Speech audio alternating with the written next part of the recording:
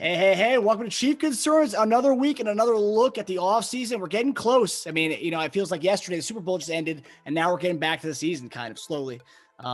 Pretty exciting part of the year, I think, the free agency, draft, the combine, all that stuff. Well, I guess no combine this year, but pro days and stuff. But as far as pro days with you two, did you guys go to the combine, or did you guys do pro days, or did you guys do both? I did both. You did both? Yeah, I did both. Mm-hmm. Was the combine as it's a televised thing, but was it as mainstream of a thing as it was? I mean, obviously there's no combine this year, but generally when you guys did the combine back in the day, was it as like, I don't know, this big pub around it, or no? No, no. To me, okay, I'm one of those that I don't see the combine being that much of a difference maker. What if I go out and run a 4.2 40, but I can't play football? I go out and jump a 40-something inch vertical, but I'm not this great. When I coached in Nebraska, I coached a kid that was phenomenal. I'm talking about phenomenal as far as testing. I think he ran like a 4.3 40, jumped close to 40 inches, and everything. I'm talking about everything was just top tier, top 20 first round pick. But he couldn't get on the field in Nebraska. And so you have all these coaches asking, like, who is this kid? Like, where did he come from? But then you go watch tape and it's a different, you see an entirely different person. And so my thing is, like, you're taking these kids through all this stuff for what reason? The combine did nothing for me. I don't think it helps out a lot of other, like I saw what Tony did his interview with Peyton Manning, and he said that he didn't lift. And some of the coaches got pissed because he didn't lift. Okay, then he turns out to be a Hall of Fame player. Like, just because I can't do 220, 15, 20 times like this other guy, I'm a disappointment. I can't run the 40 and 4.3. I'm a disappointment. No, everybody's different, man. When you cross those white lines to, and put bucket those helmets on, that's the tape that you should be looking at. That combine does nothing. If you want to just do an interview with guys to see where their head's at, where their interest is at, I understand that. But then the other stuff of the test, taking these kids, having them take a test and all this other crap, I just don't think a lot of that's necessary. But that's just my opinion. Yeah. So I'm gonna disagree with you 100% on that, E. Okay, and here's why. So a guy coming from Eastern Kentucky, like myself, right, I don't get to play against Nebraska. I don't get to play against Florida State, and so they had a chance to see me against these guys up here. And when I got to the combine, I was seeing guys that was at Miami that couldn't do 225 as linemen more than 12 times or 18 times. And so when I came out, when I was coming out, I was sitting over here and I was projected. Marcus is completely frozen. I haven't heard a word as you said. Oh, really? Because you had your finger up and I was just kind of sitting there. I didn't know. Well, I thought you were like raising your hand. Marcus's eyes were closed. I'm like, okay, he's frozen. Your whole conversation was static. I didn't hear a thing you said. I'm like, what the hell's going on? Oh, shoot. So we'll take it from this. So can you hear me now? Is that better? Yeah. All right. I think, part of the problem when you have a guy like myself who came from Eastern Kentucky University, and I didn't get to compete against guys from Miami or Florida State, during the season. I get to play against Nebraska or, UCLA. And so a guy like myself coming from FBS school I had a chance to show what I can do against these guys. And I was seeing guys from Florida State and Michigan who couldn't do 225, 12 times, 18 times. And so my measurables against those guys, they can necessarily put me, in the same, in the same stadium with these dudes to see them, put their eyes on me. And then also too, I think it's just the atmosphere as far as how's a guy going to respond with that type of pressure, right, against his peers, who's supposed to be the best that you're seeing out here. And so when I came out in the draft, I was rated the number 1 tight end. So I was always projected number 1 to 3 tight end in the entire nation. And so they wanted to see a kid from Eastern Kentucky, like, is he the real deal? Yeah. Jason Dunn runs a 4.5. Absolutely. He has a 41-inch vertical. He can do 225 32 times. And so when they were seeing me, doing the stuff, I had the other guy that was projected like number one, he didn't want to lift. And they was pissed off. Well, also too, they was just like, well, what is he hiding? Maybe he's not as strong as we think he is. And so that did a lot for a guy like myself against guys that was at Michigan and all these other big schools. And so I worked the combine 2 or 3 years ago. And so what I learned, just kind of being a scout and working the combine was everything that went into them evaluating the players. And it was brutal. It was brutal sitting in the meetings and talking. I'm like, man, they was talking about us like this? Yeah. And so, it's as a coach, when you're sitting over and you're looking at a guy on film, you just want to see a guy, how he moves. You know what I'm saying? You want to see his gait as he's running, and just seeing him in person, man, it gives you a different sense about who this person is. And look, there's going to be guys that are combine guys, right? Who are practice guys who look good out there.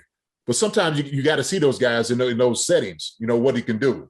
And so a lot of it is, does this guy quit in drills, right? That was one thing that we evaluated was guys quitting in drills or guys paying attention. And so you start seeing guys who's not really paying attention to what's going on or who was quitting in drills tells a lot about a person's character. So a lot of it is just, they want to see every little aspect of who this guy is in front of the coaches, because that's really like the second time that you put your eyes on guys that a team gets to see them, because the first time is really like Senior Bowl, like the All-Star games. Then the next one is the combine, and then it's a pro day.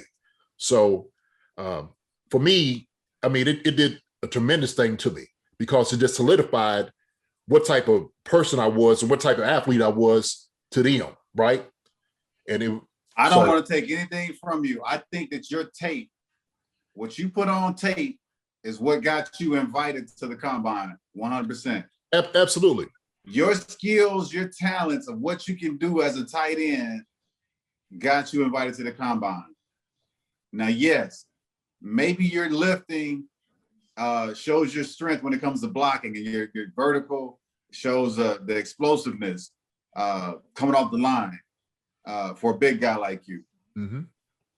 Most of those projected first round guys are still going to go in that first round.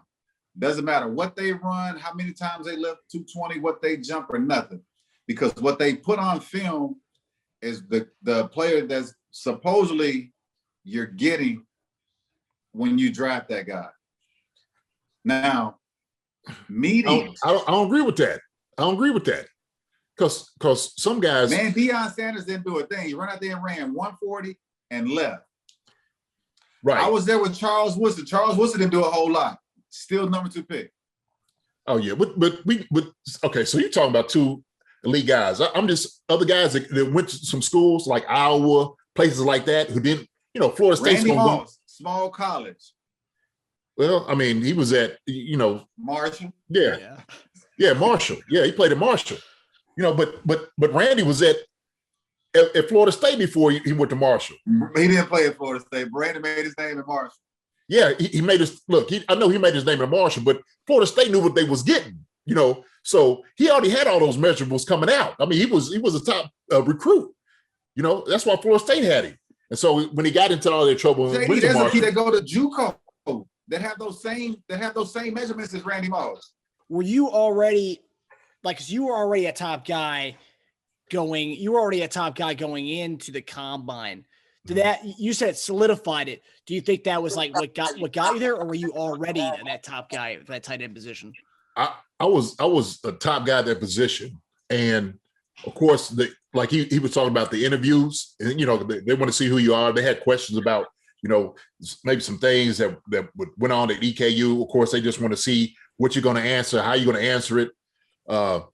But I think they said, yeah, this guy, he's a real deal. He's running. We seeing a tight end run a tight end reverse, right, and takes it 65, 70 yards. We just want to know if that's true, right? We want to see, if it's the competition he's going against. Well, let's put him on the stage with these so-called big guys. These guys is over here. We got questions why he was at EKU? Why? How you find yourself at EKU, Jason? Right? So those are those questions. And so I think it solidified it because of what I did at the combine, because nobody could outjump me. Nobody could outlift me. What was your vertical? What was your vertical? I don't think you had a better vertical than I did coming out. I don't know. He's athletic though. That joker, yeah, he got some bunnies. So what was your birdie? I don't remember, but I think I had one of the highest ones. Did you? Yeah. Well, I had the highest in the tight ends, I know for sure. And I think I had one of the highest in the entire combine that year. And then, like I said, they counted me at 32. Man, I did 36 on 225. They grabbed me about 4 of them. They did. I'm like, oh, you know how they be like, all the way up. I'm like, oh, I done knocked out 4 already. I'm like, come on, man. So, but it was good. It was not the guys that came out with me was Ricky Dudley from Ohio State and Marco Battaglia from Rutgers. And Marco, he set records like catching footballs, but he was more like an H-back, you know. But yeah, man, that draft, man, that was a draft of the wide receivers. Shoot. So, but yeah, I think it did. It helped me out. It just because, like I said, I played in the Senior Bowl. I did real well, and I went both ways. I played tight end and defensive end in the Senior Bowl. Went both ways. See, if you played the Senior Bowl, that just helped you. That pretty much solidified a whole lot. I didn't even get invited to the Senior Bowl. Oh, you didn't? Yeah. Well, yeah. Senior Bowl, that was good because we had what's the name? Senior Bowl was basically a bunch of your guys that are majority that are going on the first day. Yeah. Now with JD, since you were at a smaller school, you did a pro day also. Was that like a regional? No. I did it at EKU. Oh, so it was an EKU only. Yeah, I had at EKU. I had 16 teams that was there. 16, 18 teams that was there just for me, and it helped me. Actually, it helped other guys that I play with come in, to come work out too, so they could see them. And so I made sure that I was like, look, man, y'all come in and work out with me. So I had a couple of quarterbacks that threw the ball to me, a couple of wide receivers that worked out also. So I almost forced the scouts to watch them too when I was doing my pro day. Yeah, I couldn't leave my boys out there like that. So interesting. Yeah, because I see a lot of small schools, like, for example, like when Villanova has its pro day, they'll go with Temple, and Temple and Villanova will do one together, and like UPenn will do one with them. It's like the Philly schools will try to like come together, the ones that aren't big. I mean, Temple's kind of a legit program, but like Villanova and UPenn. Right. All right. Well, I guess before we go to the chief concerns, what was probably your the biggest the measurable that you were probably the proudest of that you had? I'm JD. I'm going to take it's your 36 bench reps. Well, they robbed me of the 4 for one. But mine was always to be honest. So I ran a 4.47 on pro day at EKU. I'm a 40 time, but it was always my 40. I was always fast. I told you, man, I ran a tight end reverse. So I was eating linebackers and safeties lunch. Just couldn't hang with me. And so then them knees went out on them knees, man. Hey, two knee surgeries later. Will you see me? Remember when I first got to Kansas City? Man, I was almost dragging my leg. With me and Troy Drayton. Yep. I said, man, hell, Troy had a bad right leg. And I had bad. Yeah, I was about to say Troy was bad out too. Yeah, Troy got in trouble, man. Troy got in trouble. You know what he got in trouble with, right? No. He was out in no, that wasn't Troy. Troy was the big bow-legged one. Yeah, from Miami. Who was the other tight end that came in, the real dark one? God, I can't think of his name. Yeah, he came in, huh? He came in and he got in trouble because he was on Independence Street up there by Truce and all them. Uh-huh. He got in trouble trying to pick up a prostitute. Oh no, is that right? Was I there? I was there then? I think so. Shoot, only one I can remember at the time. You got there during Gunther got you right. Gunther, yeah, Gunther's, yeah. Gunther got me up there. Yeah, 2000. So you was there early with me. So yeah, I think you had. You had to have been. Because Gunther only had what, 1 year or two? Two. Okay, so I got up there 2000. I think they got rid of him the next year. That's when they brought Miller in 2001. So I played with Gunther 2000.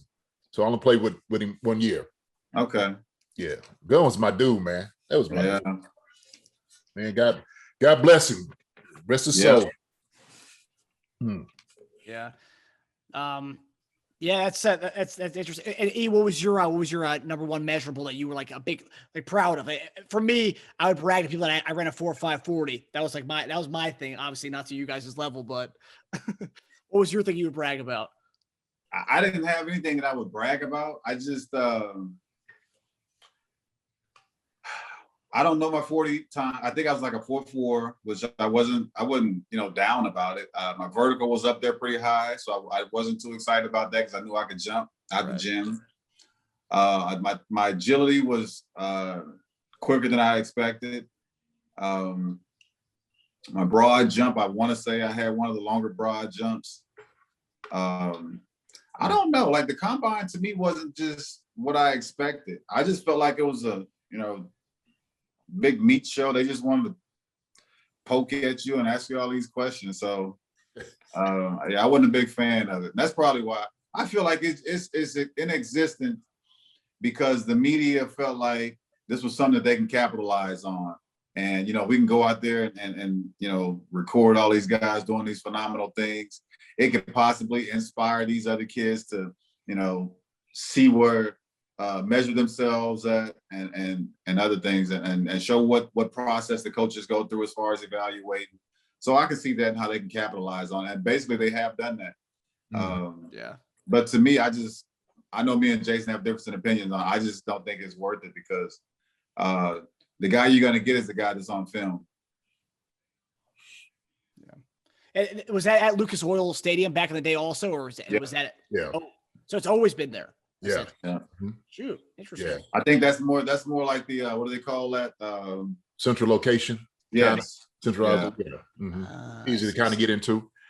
Yeah, but I will agree with you there on that. It's a big like meat show. I always described it it's almost like it could have been like when the slaves at the gallows, like putting the oil on you and whatnot. And I remember one scout and coach coming up to me, and he's just looking at me. He's like, "Oh yeah, I like that. Yeah."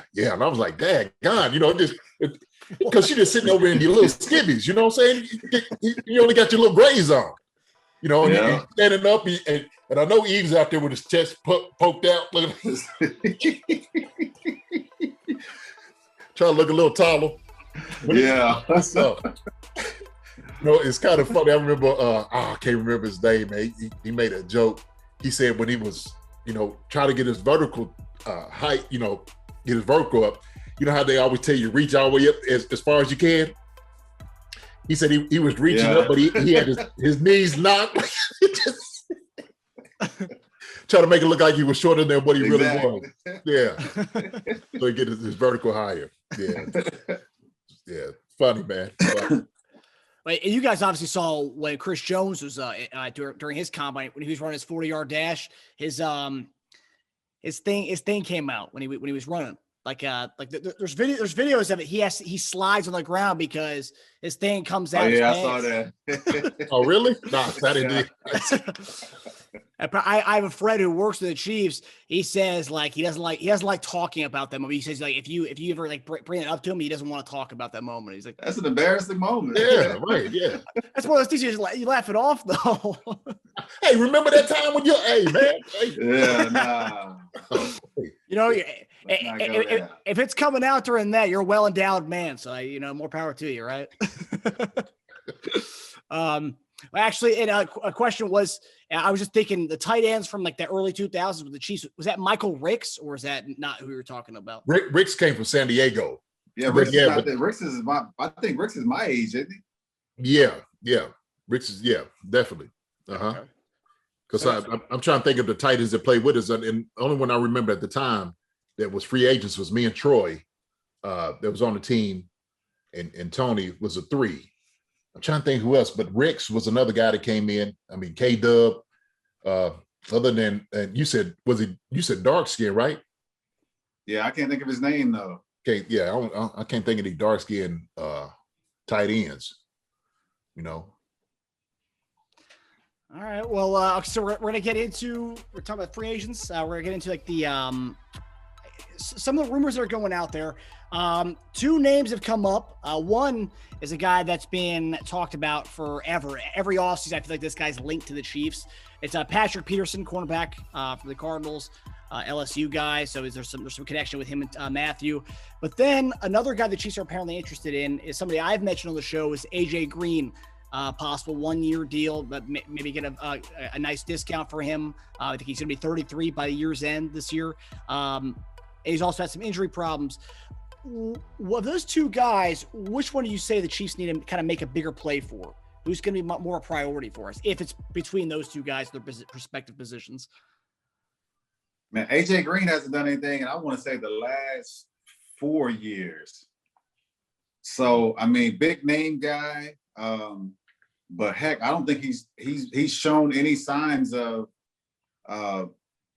what he was doing back in his prime. So I don't know if that's a good idea to go get somebody that's, at his heck, I don't even know how old he is. You said 30, early 30s? Yeah, 33 by end of season. Now I would take my chances on a young guy. I like the young crew that we do have already. But to add somebody like Patrick Peterson on the other side of Breland, and Tyrann Mathieu, that can be really dangerous for us as a secondary. Yeah, I'd agree with E on this. I mean, I think Patrick Peterson would be, the guy that you want to go trying to make a play with. The only question is, can you afford him? That's the only thing about it with him. The connection with him and Matthews, but you still there? Yeah, I'm here. Okay. Am I frozen? For a second. 1 second. Yeah. But we good. We roll with it. We're good.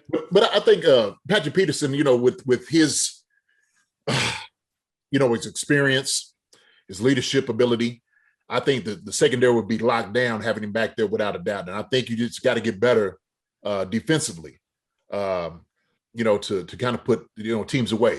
And I'm just like, man, I like the young guys, the receivers. I really do. I think with the type of quarterback that you got, and these guys have shown that they can, make big plays when they need to, and they just gonna get better, with more time with Patrick, they're gonna do a good job. And so why break something like that up? I mean, you don't have to bring a guy like that in. So I think if you decide to bring somebody on defense, which is going to help your defense out tremendously, that gives Tyrann Mathieu, who played with him for 5 years in Arizona, who knows him. I mean, shoot, why not? I mean, like I said, man, having that secondary is key, especially, with the receivers you're going to have to be going against. Somebody who's on the same page as play with you. Yeah. Not at just LSU, but Arizona too, man. So I think it'd be huge. It'd be huge. But the only question is, I don't know if you could keep Breland and him. That's the only thing. So that's the question. And that is kind of why I guess the AJ Green name is up there, is because you'll probably be able to get him at a discounted price, whereas Patrick Peterson may be on the, I guess, costly end for us this offseason.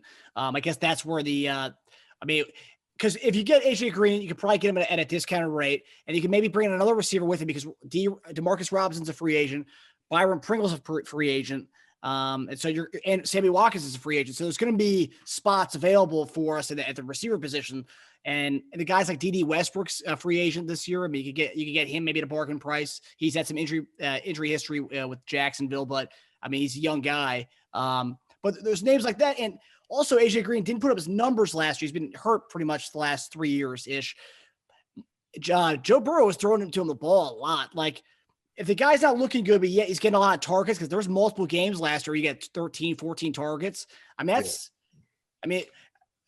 as a guy, if you're getting that many targets, you're obviously doing something right. I mean, see, I guess I missed those games because like most of the games that I saw since he played, AJ Green is kind of irrelevant. It's pretty much heck, I couldn't even tell you the receivers that they do have, but and Burrows is Burrows is gonna be really nice. I like him as a quarterback. Mm-hmm. And to have someone like an AJ Green, for me, and the games that I did watch, as I said, he just became irrelevant because, and I don't know if it's because of he's not able to separate as he used to. He doesn't have that playmaking ability he's used to. It's probably due to injuries. I don't know. Put in the right situation, he could probably come in and be another Sammy Watkins, line him up in the slot for us. I just think that with Patrick Peterson and his knowledge alone is going to help the secondary. He may not be able to run as fast or cover man-to-man as much, but as one older guy told me, it's like you come in the NFL, like your talent level is way up here, but your knowledge of the game is here. But the older you get, your talent's going to go down because you're getting older, you're depleting. But your knowledge is up here, so it can kind of keep you balanced. And kind of what Charles Woodson did to prolong his career. Because he was so smart at the game, he was able to move to, heck, they want him in nickel, move him in nickel, put him back at corner, he's at corner. And then he ended up, the rest of his career at safety. I just think that Patrick Peterson has that kind of, one, talent, two, that much knowledge of the game to where you can use him pretty much anywhere. And he's going to be, I don't think he made the Pro Bowl last year, so I don't know if his dollar sign is up there, for big money. So he might be somebody that we can keep, that we not keep, but bring in. Yeah, but you just know that he's going to ask for big money, and hopefully if you have Tyrann Mathieu talk to him a little bit, like, look, man, we're going to win a championship here. Come and win a championship, right? And so what I've also heard is that Tampa Bay may be in the mix, trying to get him down there too. Because of that connection with Bose and Arians too. Well, if you could play with your boy as opposed to with, one of your coaches and bring him in and say, like, look, you the piece that we need. We need another guy like you. Just instead of just me and you out here can help out this defense tremendously. And so I think that would be a better play on it though, for real. Seriously, I do. Mm-hmm.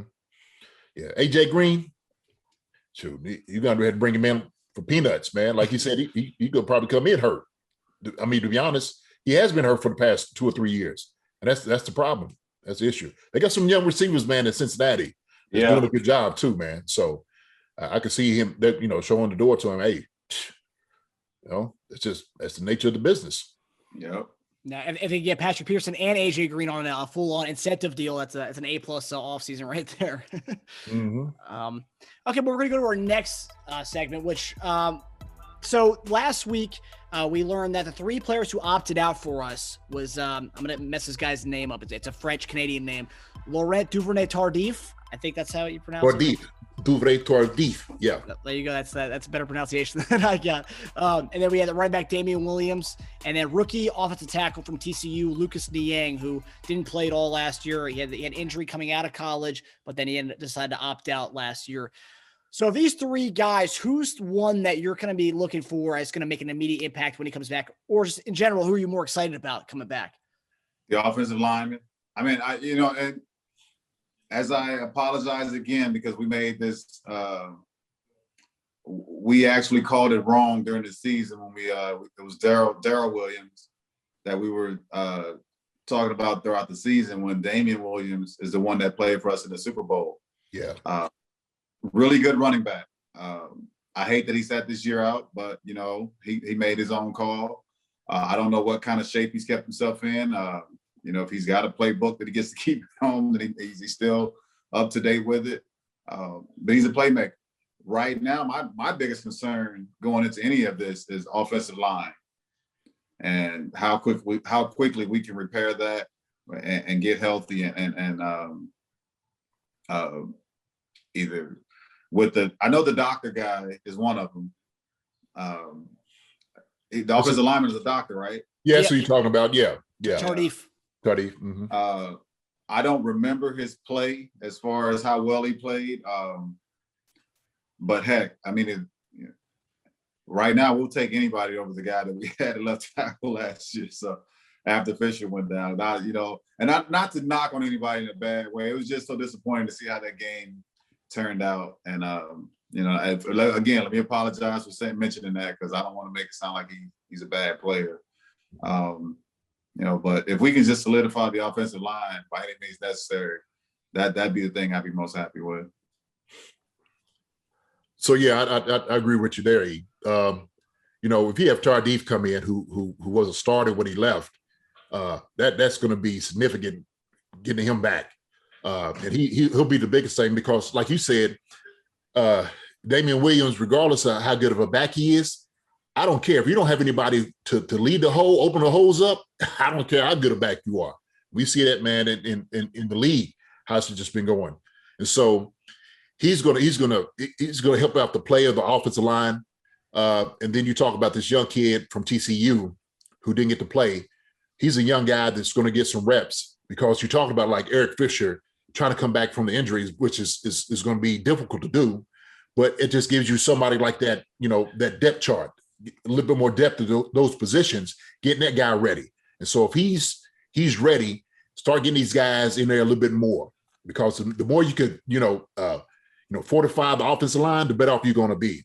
But Tardif, without a doubt, coming in as a starter would help out tremendous. And I think he played guard, didn't he? He played, he was a guard. Yeah, he was a guard. So now you have to take the guard and put him out there at tackle, right? You actually got a guard, you just keep him in there. So you don't have to, do those things. And like I said, they got some young tackles, man, that I think they need to just start getting ready. So hey, and Fisher, God love him. If he's able to come back and play and get out there, fine. But it's just good to have that sense of security with that. And not to mention Damian Williams, he's a great player. But now we have, Clyde Hilaire. I mean, he's a star, and so he knows he got to take a back seat to him. I mean, that's the nature of the business. So we need Le'Veon on a 1-year deal, right? Was he 1-year deal, Le'Veon? I think so. I think it might have been. Was it just the entirety of the season last year? Wasn't it just last year's season? So that's what I'm asking. Yeah, is he a free agent too? He's a free agent. Yeah. Yeah, he's a free agent. Yeah. So yeah, so now I like CEH. He's good enough, Right. Proved it last year. He can carry the load. So. Mm-hmm. But he gives you just that little bit, a little mix that you need, right? Because he could do it all. He could do it all. So now you got the Williams brothers. Now it's the true Williams brothers, you call them, just back there now, right? So now it'd be a good mix, man. Having those three guys back there would be solid running game. But like I said, you gotta have somebody lead the hose, man. You gotta have somebody open the hose up. And hopefully the NFL allows, especially Tardif, he opted out because he wanted to help out in Canada throughout the COVID crisis. And, 2 years ago when he got his doctorate or his PhD, the NFL said no. He wanted to have doctor or MD on the back of his jersey. The NFL said no. Hopefully, this is a good story for the NFL. It's a good PR story. So hopefully they'll allow this guy to have doctor on the back of his jersey. Right, right. But so you guys alluded to Eric Fisher, and one of the weirder things over the last 2 weeks was, Veach expects all our guys to be in camp in August, and he expects Eric Fisher to be back by mid-August. And when Fisher had his injury, we were all saying that he's not going to come back to like week 4 because of that Achilles injury. And he got it so late in the season. Are you surprised were you surprised when you heard that Veach thinks that Fisher will be back by mid-August? I tell you what, I was mid-August, not necessarily surprised, man. I seen two guys I know that had Achilles tears that came back and played the very next year. One was Kimball Anders, okay, and the other one was John Browning, defensive end. And I know Kimball because I actually started taking yoga, because Kimball was doing yoga, man, with getting himself back. And so I started taking yoga because Kimball was doing it. So he's just like, man, you got to do the Bikram yoga, the hot yoga. I kind of got into that. And Kimball was he just made sure he was doing the things to get himself back into the mix of things. So he did a great job of it, man. And we're talking, what is that? Shoot, what is that? Kimball played, was that 2000? Was that 2000? Probably, yeah. Yeah. 20 years ago. Right. So now the technology, I'm healing, I'm sure they, you can, speed it along, you know what I'm saying? It's so intensified to get the guy back faster than what they were 20 years ago, if he's doing the right thing. And then, Big John came back, man, he did pretty well, and played. I'm not sure when Big John came back, but I think he came back a little after training camp, didn't he? Into the mix. Yeah, I think so. Mm-hmm. So it can be done. It can definitely be done. Yeah. Eric, I mean, you're a Warriors fan, and we all know when Durant had his Achilles injury, he had the Achilles injury. Then the next day they brought him back, and he had that weird, like, they thought it was like an ankle. It was an ankle or heel injury, but then ended up being an Achilles injury again. And then I guess I'm just scarred from that, like seeing in front of our eyes, an NBA player come back, try to rush back, an Achilles injury back, then ends up tearing it. We're talking about a left tackle 7 months after a surgery. I mean, if they're saying it, obviously, but what do you think about this 7 month? I guess I don't know. I think he's saying what the public want, what everybody wants to hear him say. We're all hopeful that he's back. For the start of camp. That's just the thing to say. Now, if he's gonna be ready, we don't know. But heck, with all the guys, we hope that they're back for camp. But I tell you what, you do not want to rush back if you're not healthy, because you're only going to make it worse, and then it's going to make your post-career after football worse, because you're going to have so many ailments and pains to deal with. So if they're giving you the time to properly treat it therapy-wise, take full advantage of it. Don't try to rush it, because you do not want to have to repeat that entire process. Because it's going to suck, especially look at. Go back to basketball.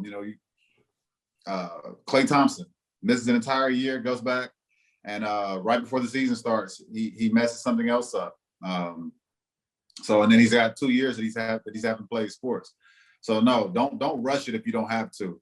But as Jason said, there's a lot of high tech technology nowadays that can speed up the process of either surgery or the healing time. So, but if you don't have to, don't rush it. Mm-hmm. And hence, like you said, that's just, Durant did the same thing, trying to rush back, and it just set him back. And he always talks about that, like, man, you know what? I knew I shouldn't have rushed back when I did. He just knew it in his mind. He just felt like, if the organization was trying to rush him back, that was like that bad blood too. He's like, you know what? Forget that. I got to take care of myself. I got to take care of me. And that's a great point. He just talking about, if you want to go on to play somewhere else, then at this point, you got to think about, like, my career, how long. But he's also in a difficult situation, though, because you put yourself in Durant's situation to where you're deep in the playoff games, you're about to be eliminated, and you could be that deciding factor. You know how great a player you are. You don't really know what you're dealing with. You got an injury. And so, we go out there every day, every week with some kind of ailments. We got something hurting, but we play through it. Yeah. And then when it finally tears, that's when we realize, oh, okay, I shouldn't have done that. Right. But that's hindsight, but caught up in the moment, yeah. As far as like if it was Fisher 2 weeks before the Super Bowl and it was just a slight pain, I guarantee you there was nothing going to keep him from playing in the Super Bowl. Mm-hmm. Yeah. I agree with you. But because everything at like tackle, it's all about power angles and having those, the angles and everything at that, if that motion constantly doing it over and over again, shoot, that's tough. That's all from the bottom up. Yeah, it is. It is. That's like, man, and that's a lot of weight carrying too. Kevin Durant was no bigger than a minute. He ain't that joke. I like, if somebody sneezes on that joke, he gonna get hurt again. So. Is that probably an Achilles injury? Is that probably one of the worst injuries to have? Well, in general, it's an awful injury, but for a O lineman, is that probably one of the worst injuries to have for an O lineman? I would say it had to be Achilles or the knee or your back. That back, man, that's going back to back injuries. Me and he know about back injuries. Shoot, O line, man. To be honest, it's anything. You don't want to deal with it. Yeah. Mm-hmm. If they got to pull a knife out for you, you don't. Yeah, it's bad. You got to go into surgery. It's bad. Right. simple scope, they ain't too bad. You know what I'm saying? Just clean it out, ain't bad. Drainage. Yeah, ain't bad. Yeah. All right, so we're going to go to our last question of the night, more of a lighthearted question. So this past week, Drake released a 3-song mixtape. One of those songs was a freestyle called Lemon Pepper Freestyle, where he name drops our guy, Patrick Mahomes. And I guess it's just more of a fun thing, you know, over the last year, it's been kind of like, you know, guy gets a $500 million deal. You know, he's a part owner of the Royals now, and then he's getting name dropped in a Drake song. I mean, I guess how big of a deal is that for, you know, for a player to get name dropped to one of the biggest artists in the world right now? I don't think it is right now. Patrick's easily one of the top. I guess what Tom Brady's at right now, Tom Brady's got to be the number one guy in football in the NFL for what he's accomplished, to where he's at, the years it's taken to that he's put in, having recently won the Super Bowl. All of that. Patrick's got to be number 2 or right there at number 1, so with being the biggest name there is. So I don't think there's any anything that's gonna, I don't know, excite him to that point, as more as what he had with his kid. Like, that's the number one thing, is the birth of his kid. You know, being in a Drake song is irrelevant. I saw when I was back in Kansas City during the parade, they went to the Post Malone concert, and Post Malone got a tattoo of his name, him and Kelsey's name on his body. You know, that was at Post Malone's, you know, at the height of his career, of his rapping career. So I don't think any of that excites him, because Patrick is just as big of a commodity as Drake is. You know, Drake just is in the music industry. Patrick's in the sports industry. Yeah, I would say here in the United States, no doubt about it. But Drake is big all over the world, you know. So that people's like, oh, you know, Patrick Mahomes. Yeah, and once you find out who he is, and I believe you. I think that Patrick might be like, hey, you know what? That is cool. It's, you know, it's kind of cool to, you know, have something like that. Now I get to fly out with Drake, right? Hey, Drake, you know, bring me on up. Sure, you come on out here to Kansas City, right? So maybe we start seeing Drake in the stands now. We had Trey Songz that was there, so now maybe Drake starts showing up. That right? didn't turn out good. It didn't turn out good, did it? So you might want to stay away from the stadium. Like, nah, I'm good. No, that's all right. That's all right. But no, it's you know, it's cool. It's cool, you know, for somebody, you know, just got to pay homage to what you're doing and recognizing who you are, and, you know, stars do that, and you know, live in infamy. You know, as far as like him, you know, being in a song, you just drop your little lyric, you know, during the time, just drop that one little verse, you know. Hey, I got that verse in the song, you know, you start singing it in the locker room, turn it up loud, you know what I'm saying? But nah, it's a cool thing. But yeah, but I agree with you, E. As far as there's nothing more greater honor than being a father, you know, and at the birth of your first child. So I know that is significantly more significant to him than a Drake song. So Yeah. I mean, just in general, you know, you have your kid, you win the Super Bowl, all in a year's time, $500 million. I mean, all this stuff, the legend just keeps growing with this guy. He's going to have a 30 for 30. It's going to be a lot like Bo Jackson's 30 for 30, where all these different stories about him. mm-hmm. You know, he's playing his role very well, man. He's had a great career. He's a great kid on and off the field. He's got a great family, good support from his parents. And, you know, he's not one of those that's he's not a me guy.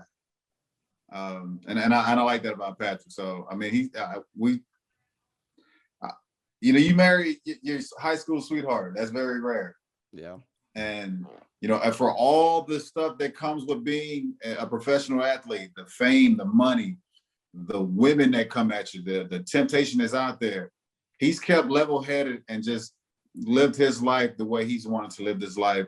And it's created a happiness for him that he's satisfied with, that he's happy with. Mm-hmm.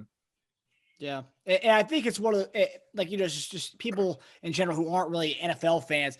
Everyone who sees him on these commercials and stuff, usually people get annoyed of seeing the same guy on commercial after commercial. people love him. He's he's a likable guy. It's just, and it's cool to see that he's a Kansas City player too. True.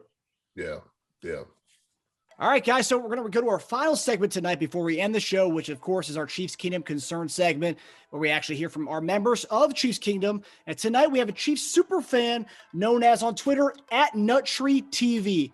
And we're going to get him right now because he's a big fan of you guys. He was, you guys probably saw his tweet earlier when he's trying to get the Kingdom's input on what questions to ask you guys. So he's going to come on right now.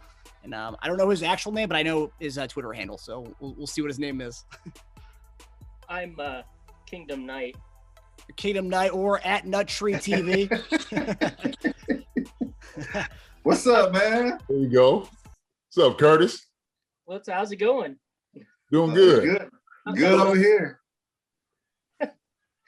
It's an honor to talk to you guys, man. I went through my high school days watching you guys play.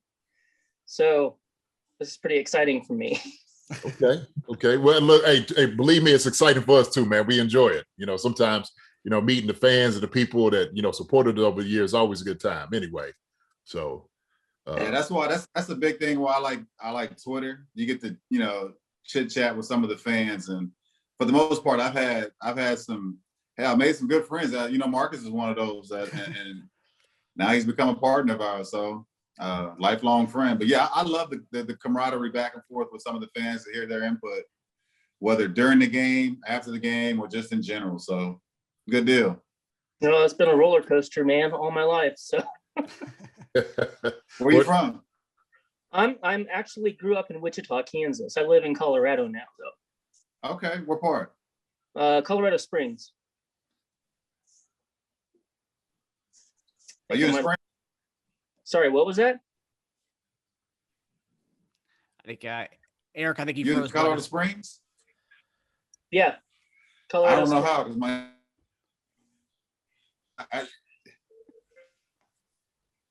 So what's the weather out there like right now, Curtis?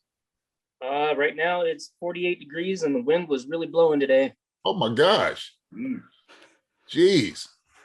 See, I'm over in Kentucky, and it's we were 70 all day today. It's beautiful. Yeah, we're about to have a whole bunch of snow dropped on us this weekend, though.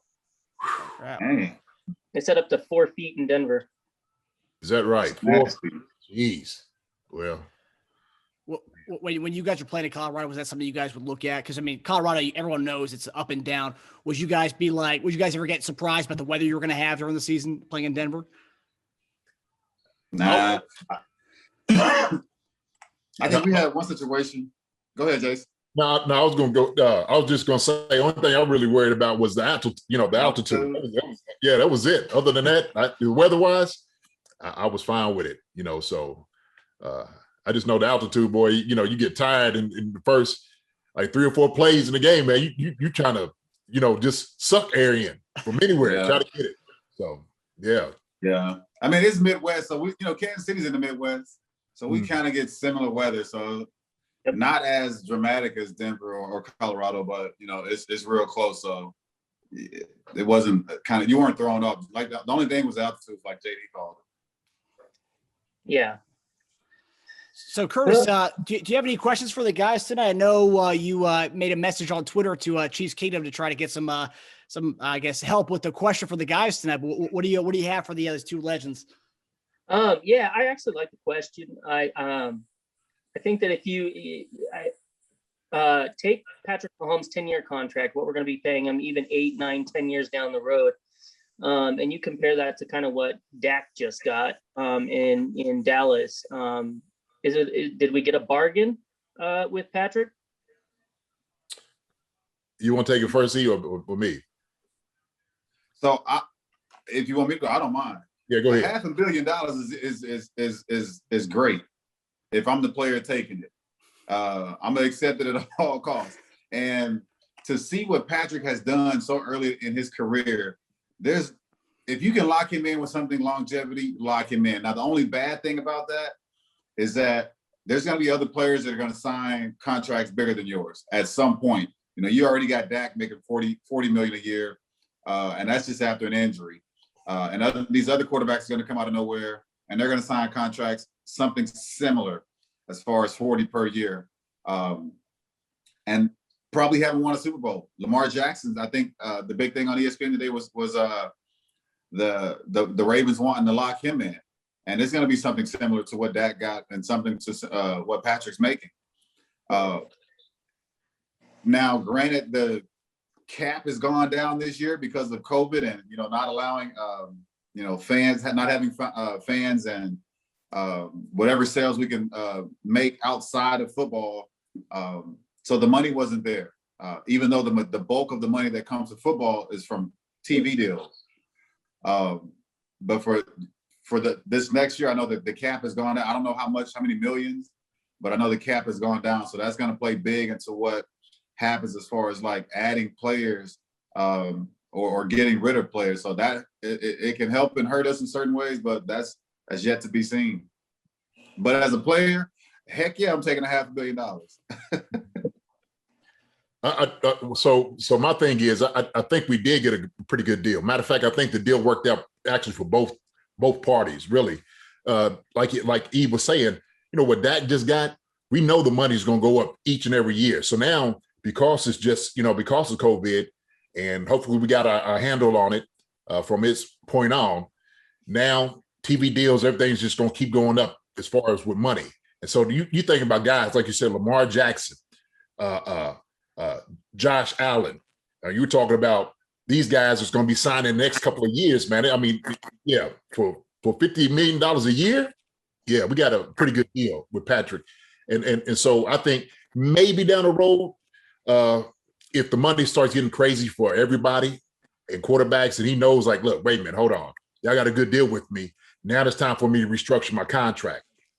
But as far as like everything works out right now, his money, I think it just worked out for both parties. But I would say how the money's going to be going up every single year from now, we got a pretty good deal, with Patrick, especially what he's going to bring here to the table with Kansas City. I just had to say that. So I agree.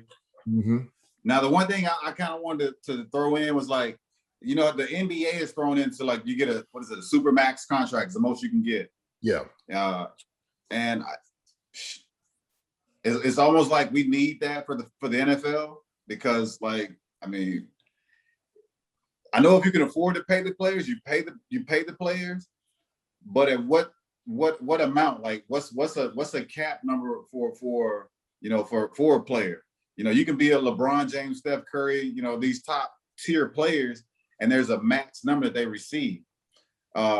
And so, like, I would assume like your top tier players being Patrick Mahomes, Aaron Rodgers, Russell Wilson, Tom Brady, they would have a cap number also.